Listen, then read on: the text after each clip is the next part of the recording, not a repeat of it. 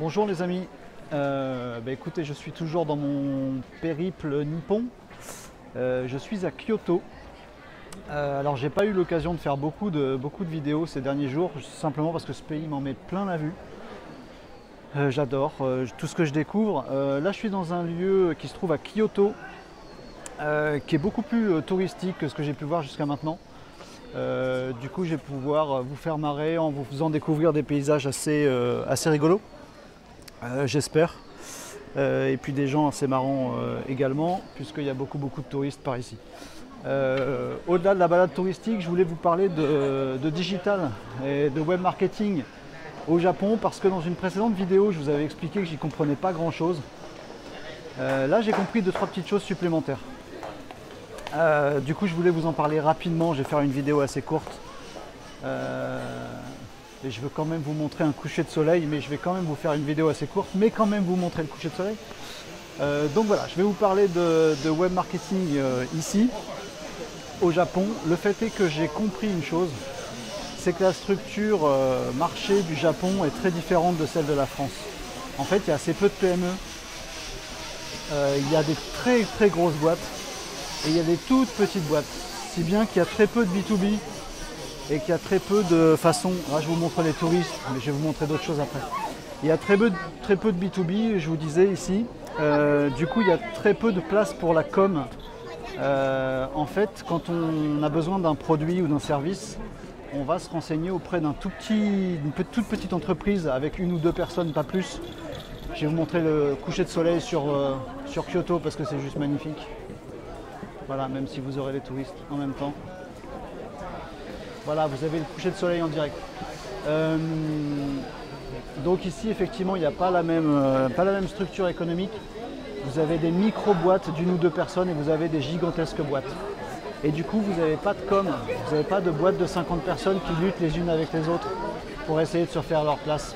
Donc c'est assez rigolo de voir qu'effectivement Google est assez peu utilisé, que c'est Yahoo avec un moteur de trouve plutôt qu'un moteur de recherche.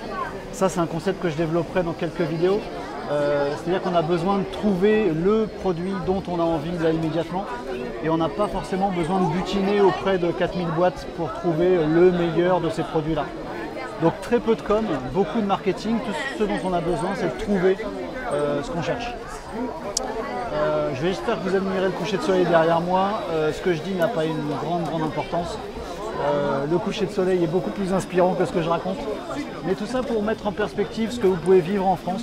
Je dis ça aussi pour mes collègues de l'agence 404.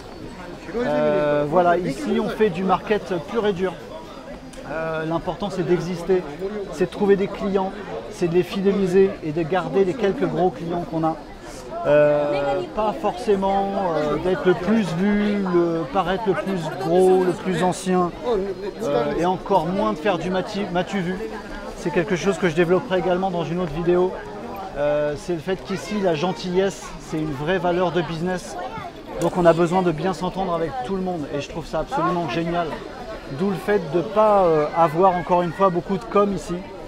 On n'a pas envie de mentir aux gens, on n'a pas envie de leur raconter un truc qui ne soit pas très exact. Donc du coup on fait beaucoup de marketing, on montre par l'exemple, on est super poli, super gentil, mais on fait très peu de com.